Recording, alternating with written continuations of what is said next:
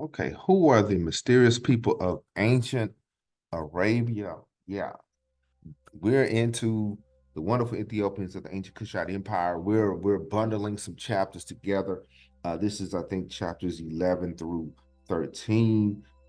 This is Houston goes into a broader argument tracing the influence of the Ancient Cushite Empire with uh, the Middle East or Arabia. That's what they would call it. So Houston's work representing a counter narrative of like the Eurocentric view. So let's get into it. Let's get into it. Now, this is what she says. Arabia was once a portion of the ancient Kushite Empire. Yeah, was once a portion of the ancient Kushite Empire. She makes the case that ancient Arabia was originally inhabited, say, by the Kushites or the Ethiopian people, and it was part of a larger cultural, political sphere dominated by this group of people. So, the narrative, or she builds on the fact that um, the borders were larger. The borders were larger. It spanned into Yemen and southern Saudi Arabia. Um, and so the development of ancient civilizations across much of Africa into the Middle East and even parts of Asia. So ancient Kush was not just along the Nile River Valley, y'all. It pushed eastward. Okay, it moved eastward. And this is the area right here. This is Yemen. Shout out to the family Yemen and Ethiopia. Right, you see how close they are? They're basically across the street. Across the street. So I think that we need to talk more about that. We need to get more into it about how we handle these empires. And we have to know, we have to realize that they were right next to each other. They was right by each other. So it was nothing for them to work with each other and to do things together. All right, so let's go.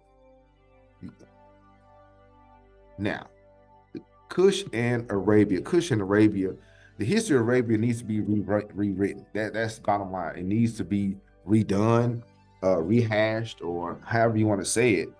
It's for so long that society only hears one side of it. It only hears one portion of it. And so um, I believe because Arabia has, in the average book, is described as a barren place, a dreary, barren wasteland. That's what she described it as. And Yemen was considered to have been a province of ancient Ethiopia. Let's talk about it, okay?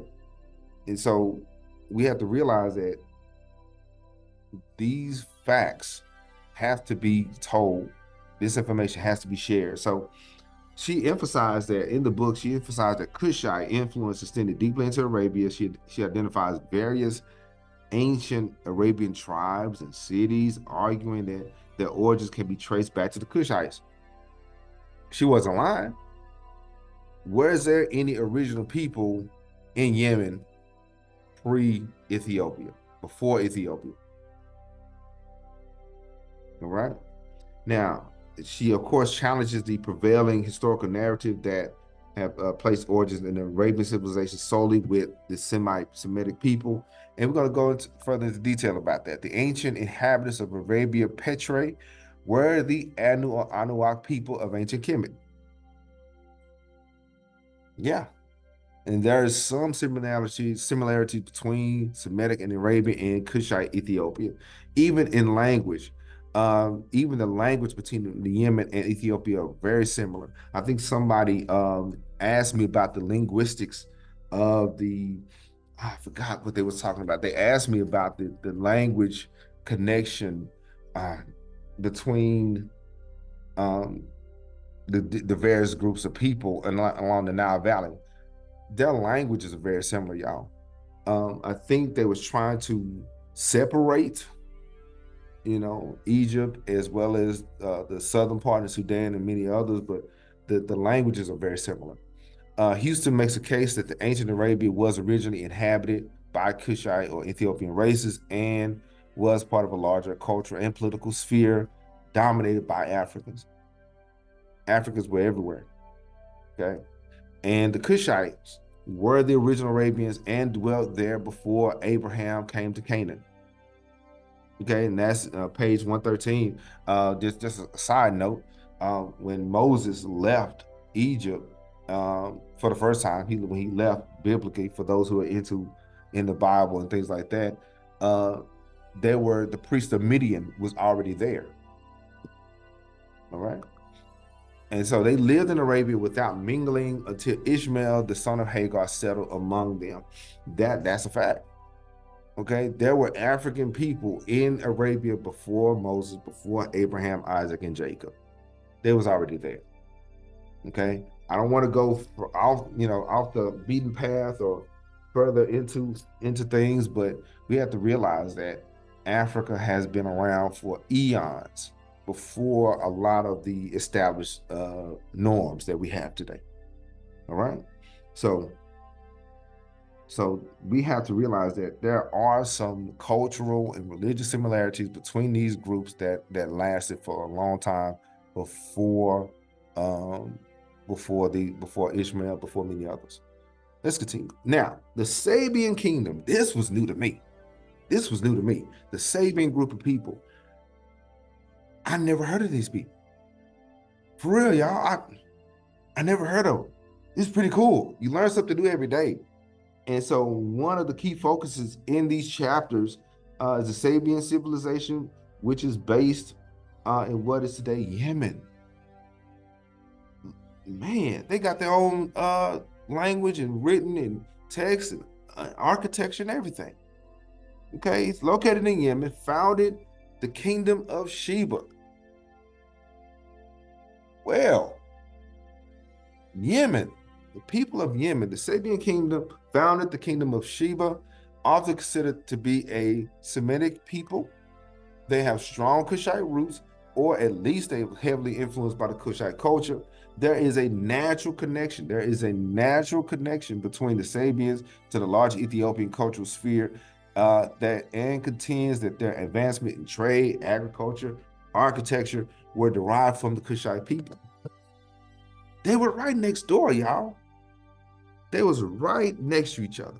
It was like two towns about 100 miles apart. They had to interact. They had to trade. They had to probably have a few disputes. All right. Let me know if you want me to go into more about the Sabian Kingdom. Put it in the comments below, because this is new. I need to get into this. It's pretty cool. All right. So the Sabians were great builders, and the monumental architecture such as dams and temples bears similarity to ancient Kushite works in other regions, particularly in Egypt and Ethiopia. So Houston also in the book explores how the Sabians were integral in the spread of Kushite civilization, serving as intermediaries in trade between Africa and Asia. They were the mediators. They were those port cities that we talked about, like when Tutmosis III, he went up to the Battle of Megiddo. He situated himself in Megiddo and made a port there, where that port was a exporting city, received trade, received money, and everything else. Yemen became that group of people. The Sabian Kingdom was those people. It was a bridge that connected Africa to Asia. Shout out to the Yemen fan. What's up? Now, who in this time, I want to know, tell me in the comments, who was the most famous ancient Ethiopian monarch in this era? Y'all let me know. Okay. Who was the most famous? Okay. Let's go. You know it. Queen of Sheba, Makeda. She was a key figure. Everybody knows about the Queen of Sheba. Matter of fact, she has a name, y'all. Makeda. Queen of Sheba. She plays an important role in both biblical and Ethiopian tradition. Much love to the Ethiopian fam. Love you guys. Houston aligns with the Ethiopian tradition that sees Sheba as part of the broader Ethiopian or Kushite Empire rather than exclusively Semitic and Arabian. She is African. Just like Yemen bridged the gap between Africa and Asia, the Queen of Sheba bridged the gap between the Arab people and the Semitic people. But she was African and she belonged to us, right? Now Houston argues that the queen was a part of the Kushite ruling class and dominated the Arabian Peninsula before the later arrival of the Semite people. And we know the story. We know how she was married to King Solomon. We know those stories, but her story has to be told also because she has a legacy too. And think about this. Think about it. Um, how many Candics that came after her? Matter of fact, what about the queens that came before her that paved the way for her to be the Queen of Sheba? Let me know. Okay, let's get into it. And so we know the historical significance between Ethiopia and Arabia, as well as how it shaped the religious and cultural um, heritage of those regions. So it's very important that we yield and acknowledge our monarchs and recognize them as our own. See, they have their kings and queens, we have our own, and we need to embrace them. All right, let's continue. Now, the Arabian religion and culture before Islam. Let's get into it. Now, the Arabian religion and culture, they were closely aligned with those of the Kushites for many, many centuries. The religious systems of early Arabia, including the worship of the sun, moon, bear striking resemblance to other Kushite religions, religious traditions found in Africa. Houston delves into the religious practices of ancient Arabia, suggesting that they are aligned, and she argues that these systems include ancestral veneration, right? And so the emphasis on fertility, deities, and the veneration of natural forces. Houston believes that these were Kushite traditions in Arabia, right? And so she also goes into the language as we talked about before, and how they were closely connected. And so she asserts that the language spoken by the earliest inhabitants of Arabia were Kushite. All right.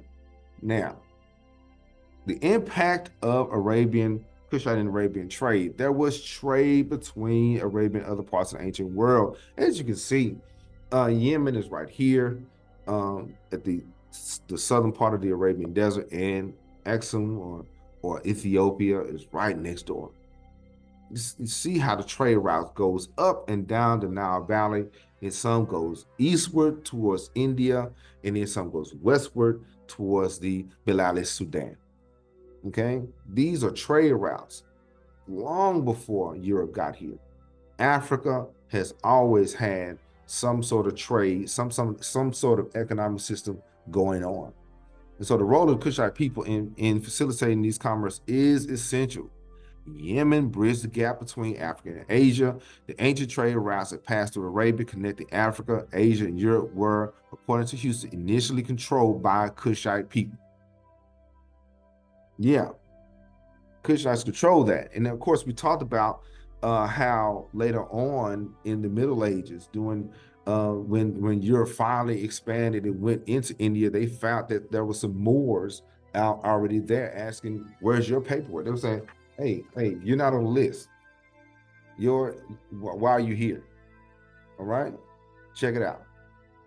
Now, and I'm done, but coming up, I'm excited about this. Queens of the South next spring, or the ladies of the North and South. We kind of touched on, we dealt with Queen of Sheba real quick, but we're gonna get with our queens of the South, the ladies of the North and South. I'm very excited about this, y'all. All right, now, of course, the next book, the first female pharaoh, Sebek Neferu, goddess of the seven stars. The link is in the description. I really appreciate it. What's next? We're gonna get into these next chapters. I'm sorry, I did say chapters 11 to 13. I touched on, I think, 8 through 10, but we'll cluster them together. For more on Ancient Kush, let's check out Sister Danita Smith, Yaya Sabaka, Home Team, AE Learning, and here's some more books: Arabian and the Arabs, okay, by Robert Holian, Babylon by Paul Krizwizek. Of course, we have our own Makeda, Queen of Sheba, by Robert Harrell. The link is in the description. And Keba Nagast, Queen of Sheba, and her son, her only son, Melalek, all right, by E.A. Wallace Budge. All right, you just got to listen to King Cam and Ujumbe podcast, Ujumbe Means Message, and I will talk to you later.